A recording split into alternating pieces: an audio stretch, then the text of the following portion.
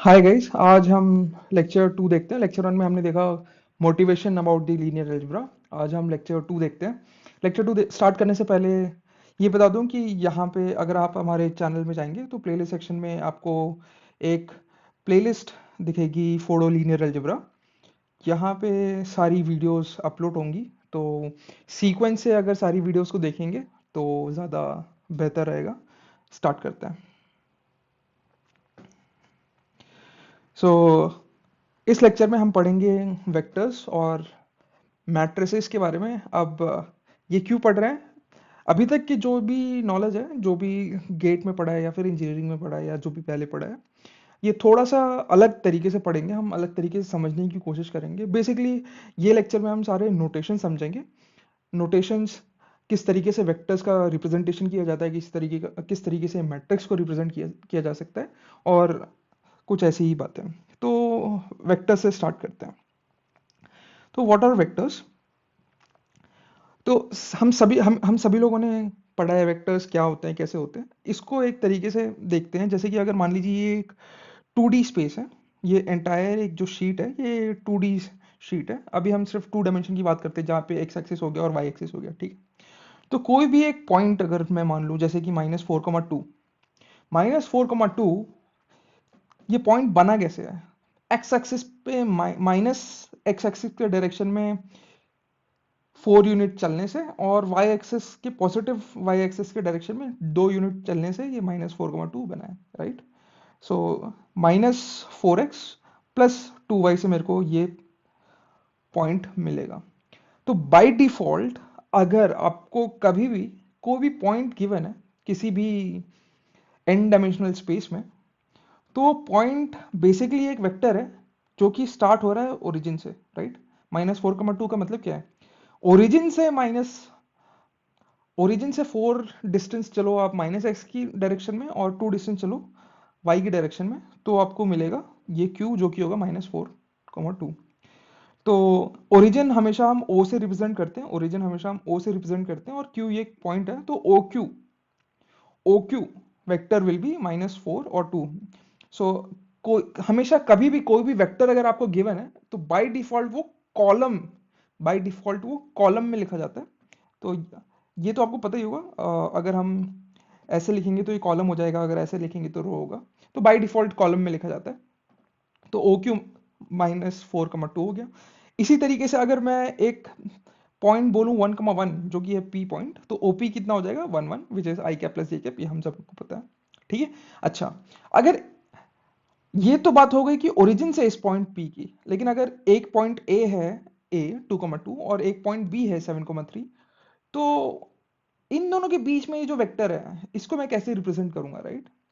तो इसको रिप्रेजेंट करने का तरीका ये हम सभी ने पढ़ाई, बस फटाक से रिवाइज कर लेते हैं। सो ए बी को हम इस तरीके से लिख सकते हैं, ओ बी माइनस ओ ए। ओ ए ऐसा होगा तो माइनस ऑफ ओ ए इस डायरेक्शन में हो जाएगा, तो A B minus O A will be this A B. So O B minus O A will be this A B, जो कि कैलकुलेट कर लेंगे तो आ जाएगा 5,1। अब 5,1 ये जम नहीं रहा है, ये 5,1 आया कैसे? 5,1 पॉइंट कहाँ पे होगा? एक्स एक्सिस में 5 और वाई एक्सिस में 1, तो ये पॉइंट है 5,1। तो अगर हम सिर्फ एक, अगर हमें सिर्फ 5,1 दिया है, अभी ये सब चीज़ें भूल जाओ, अगर हमें सिर्फ ये 5,1 दिया है, तो ये 5,1 क्या होगा? 5,1 यहाँ पे एक पॉइंट है। अगर हम ओरिजिन से बात करें तो 5,1 का डायरेक्शन इस तरफ होगा, ठीक है। देखते हैं। तो अगर मैं इस वेक्टर की मैग्नीट्यूड को अगर मैं सीधा उठा के यहीं रख दूं, तो देखो डायरेक्शन भी सेम है, मैग्नीट्यूड भी सेम है। मतलब ये वेक्टर जो ए और बी के बीच में है, वो यही वेक्टर है जो 5,1 है। तो बेसिकली ये दोनों पैरेलल वेक्टर्स हैं, एक तरीके से ऐसे समझ सकते हैं, ठीक है। तो अब बात होगी। तो यहाँ पे कुछ पॉइंट लिखा है मैंने। If any vector is given in n dimension it is with respect to origin. सही बात है, कोई भी पॉइंट, अगर कोई भी पॉइंट गिवन है तो हमेशा ओरिजिन की रिस्पेक्ट में होगा, ठीक है। तो ये 2,2 है, तो बेसिकली ये ओरिजिन से 2,2 है। ये 7,3 मतलब ये ओरिजिन से 7,3 है, एंड सो ऑन। ये मैंने बता दिया आपको। By default a given vector in n dimension is a point. By default a given vector in n dimension is a point, या फिर a point in n dimension is a vector, and the origin and the vector denotes the distance and direction from the origin। बहुत ही आसान है, ये तो पढ़ा हुआ है पहले से। ये फटाक से देख लेते हैं। अगर ए एक पॉइंट है 2,3, बी -3,1 है, और ये एक और पॉइंट है -1.5, -2.5, तो यहाँ पे इसको हम सी बोल देते हैं, ठीक है। तो ए को मैं 2,3 लिखूंगा, बी को मैं -3,1 लिखूंगा, और मैं सी को लिख दूंगा -1.5 और -2.5। ये तो लिखने के लिए तो हम लिख सकते हैं, लेकिन आगे की स्टोरी समझते हैं, ठीक है। अच्छा, ये एक्स एक्सिस में ये जो नंबर लाइन है, ये नंबर लाइन क्या होती है?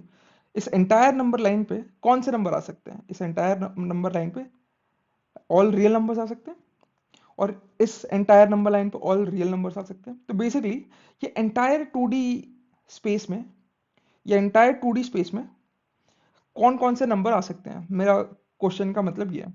तो मतलब कि अगर कोई भी पॉइंट मैंने इस 2D स्पेस में ले लिया, कहीं भी ले लो, कोई भी पॉइंट, कहीं भी कोई भी पॉइंट, तो एक बात तो तय है, एक बात तो कंफर्म है कि उसमें एक एक्स कोऑर्डिनेट रहेगा और एक वाई कोऑर्डिनेट रहेगा। बिल्कुल सही बात है। और मैं अगर उसको वेक्टर की तरह लिखूं तो एक्स और वाई ऐसे लिखेंगे। बिल्कुल सही बात है। तो कोई भी एक वेक्टर वी को मैं एक्स एक्स और वाई में ऐसे लिख सकता हूँ, वेक्टर की फॉर्म में या पॉइंट की फॉर्म में, एक ऑर्डर्ड पेयर की तरह मैं लिख सकता हूँ। अब अगर मैं आपसे ये पूछूं अगर मैं आपसे ये पूछूं कि इस वेक्टर v के लिए मेरे पास total number of possible combinations कितने हैं, तो परमुटेशन कॉम्बिनेशन में हमने एक चीज सीखी थी कि हम डब्बे बनाते थे और फिर देखते थे कि यहाँ इसके लिए मेरे पास कितनी चॉइस है, इसके लिए मेरे पास कितनी चॉइस है, और मल्टीप्लाई करके देख लेते थे। उसी तरीके से कर लेते हैं। तो x के लिए मेरे पास टोटल रियल नंबर्स के बराबर नंबर होंगे, कोई भी नंबर ले सकता हूं मैं उनमें से। y के लिए भी टोटल रियल नंबर्स के बराबर नंबर होंगे, मैं उनमें से कोई भी नंबर ले सकता हूं। तो दोनों का multiplication would give me r²। तो बेसिकली मैं ये कहता हूं कि जो वेक्टर v है, दैट बिलोंग्स टू r²। मतलब r क्रॉस r, जैसे मान लो कि एक सेट हो गया रियल नंबर्स का r, दूसरा सेट हो गया रियल नंबर्स का r। अब इन दोनों सेट्स का कार्टेशियन प्रोडक्ट मैं जब भी करूंगा तो एक बिगर सेट बनेगा r क्रॉस r। उस r क्रॉस r में से मैं कोई भी एक एलिमेंट ले सकता हूं, और उसको मैं कहूंगा वो एक वेक्टर है 2 डायमेंशन में। तो और वो वेक्टर v है, ऐसे ही कह सकते हैं। तो basically v belongs to r², ठीक है। ए 2,3 तो है, ए 2,3 तो है, but it also belongs to r²।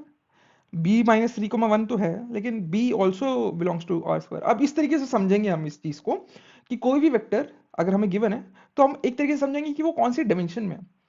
अगर ए 2,3 है तो ये 2 डायमेंशन में है, तो बेसिकली हम इसको कहते हैं कि this belongs to r², this belongs to 2 dimension, this also belongs to 2 dimension, and so on. इसी तरीके से 3 डायमेंशन में हम डायरेक्ट बोल सकते हैं कि दिस बिलोंग्स टू r³, बिल्कुल बोल सकते हैं, ठीक है। वही सारे चीजें होंगी, बस हम अब हायर डायमेंशन में जंप करेंगे। अब हायर डायमेंशन में जब जंप करेंगे तो कोई भी पॉइंट p अगर x y z है, दैट बिलोंग्स टू r³, और कोई भी पॉइंट p अगर गिवन है n डायमेंशन में, तो वो होता है एक वेक्टर जो ओरिजिन से ओरिजिनेट हो रहा है और उस पॉइंट p तक जा रहा है। So default representation of any vector is a column vector, जो कि हमने बनाया है और जो कि हम पहले भी देख चुके हैं। बेसिक ऑपरेशन बिटवीन वेक्टर्स देख लेते हैं। अगर एक x एक वेक्टर है, y एक वेक्टर है, एडिशन x प्लस वाई, ये हम ऑलरेडी जानते हैं। Element wise respective element add हो जाते हैं, और वो भी हमें सेम डायमेंशन का वेक्टर मिलेगा। सिमिलरली सब्सट्रैक्शन भी हो जाएगा। स्केलिंग देखते हैं। एक x है, अगर मेरे को उसको एक अल्फा एक स्केलर है, 2 3 4 2.5 1/√2 कुछ भी, तो अगर मेरे को उससे मल्टीप्लाई करना है, तो ये तो हमें पहले से ही पता है कि ये सारे एलिमेंट से मल्टीप्लाई हो जाएगा। ये वेक्टर अभी वेक्टर है, वेक्टर को आप मैट्रिक्स की तरह भी सोच सकते हो, है ना। और ये मैट्रिक्स की वाली प्रॉपर्टी तो हम जानते थे, 9 10 में पढ़ी थी हमने। तो तो x पहले r³ में बिलोंग करता था, x बिलोंग्स टू r³, लेकिन जब अल्फा टाइम x करेंगे तब भी वो r³ में ही बिलोंग करेगा, where alpha is a real number, ठीक है, कोई भी रियल नंबर से। अब बात करते हैं लीनियर कॉम्बिनेशन ऑफ वेक्टर्स की, ठीक है। अगर मैं x को अल्फा से मल्टीप्लाई कर दूं और y को बीटा से मल्टीप्लाई कर दूं, where alpha and beta are some real numbers, और उनको ऐड कर दूं या सब्सट्रैक्ट कर दूं, ठीक है, यहाँ पे ऐड लिखा है लेकिन यहाँ पे सब्सट्रैक्ट भी कर सकते हो। एक तरीके से सोचो, अगर यहाँ पे सब्सट्रैक्ट करना है तो ये माइनस बीटा को सम बीटा लिख दो तो ऐड हो जाएगा, लिखने का तरीका है। तो alpha x plus beta y मेरे को इस तरीके से मिलेगा। तो इस चीज को मैं कहता हूँ लीनियर कॉम्बिनेशन, ठीक है। ये बहुत ही फंडामेंटल प्रॉपर्टी है, बहुत ही फंडामेंटल प्रॉपर्टी है ये, और ये हम हर बार आगे बार बार देखते रहेंगे। और ये इसको अपने दिल में बैठा लो, क्योंकि इसके पॉइंट ऑफ व्यू से हम काफी चीजों को समझेंगे, ठीक है। अब मैट्रिक्स को इन टर्म्स ऑफ वेक्टर्स देखते हैं। आज तक हमें मैट्रिक्स तो पता है मैट्रिक्स क्या होती है, इनको इन टर्म्स ऑफ वेक्टर्स देखते हैं, ठीक है।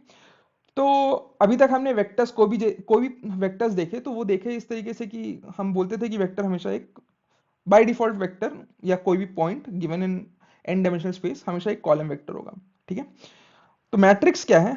एक तरीके से हम बोल सकते हैं कलेक्शन ऑफ कॉलम वेक्टर्स, या तो बोल दो कलेक्शन ऑफ रो वेक्टर्स, ठीक है।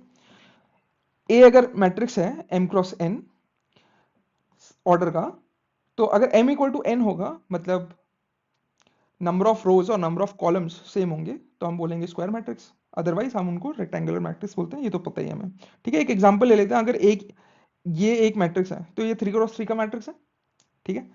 तो यहाँ पे वही सेम चीज अभी हमने अभी तक वेक्टर में देखी थी, अब हम देखते हैं कि मैट्रिक्स में ऑर्डर कैसे डिफाइन करते हैं, या फिर हम ये कैसे डिफाइन करते हैं कि ये मैट्रिक्स कौन से सेट से आ रहा है।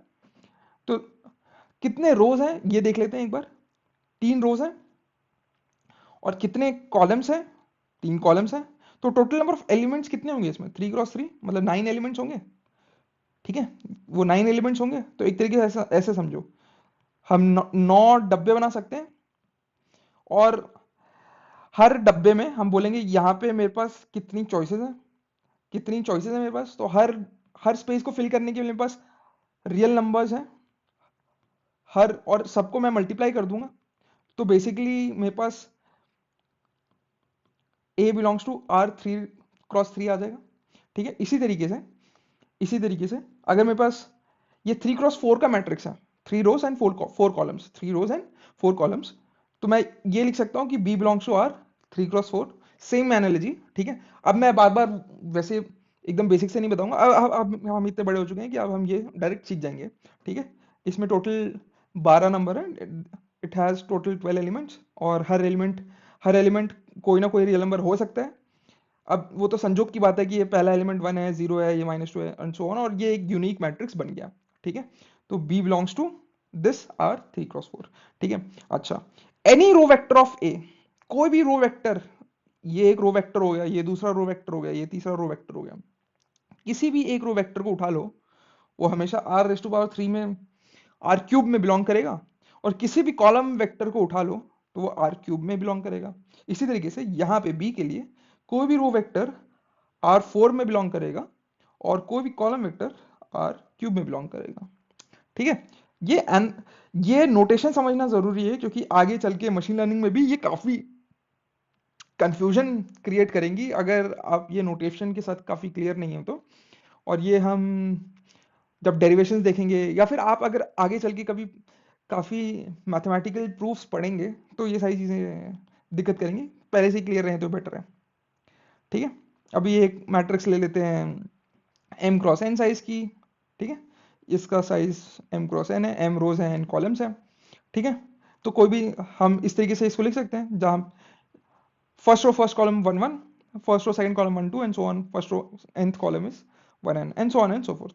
ये तो लिख सकते हैं। एंड वी ऑल्सो नो, अब हम इतने बड़े हो गए, अभी हम इतने मेच्योर हो गए कि हम देख के बता देंगे कि a belongs to R m×n। बिल्कुल सही बात है, ठीक है। तो अभी हम थोड़ा मैट्रिक्स मल्टीप्लिकेशन देख लेते हैं, ठीक है। अभी नहीं देखेंगे, अगले वीडियो में देखेंगे। थोड़ा सा अभी मैट्रिक्स मल्टीप्लिकेशन का बेसिक देख लेते हैं कि अगर एक ए मैट्रिक्स है m×n की और बी मैट्रिक्स है p×q की, तो हम इसको मल्टीप्लाई कब कर सकते हैं? When we can multiply a×b। तो सबको पता है कि जब n और p बराबर हो, ठीक है। और व्हेन वी मल्टीप्लाई b×a, जब q और m बराबर हो। तो ये हमें सभी को पता है, ठीक है। और ये एक एग्जाम्पल है जो कि नहीं लिखना चाहिए था, लेकिन लिख दिया। अगर आप लोग को देखना है तो देख सकते हैं, मतलब बेसिकली ये रिवाइज करने के लिए लिखा था।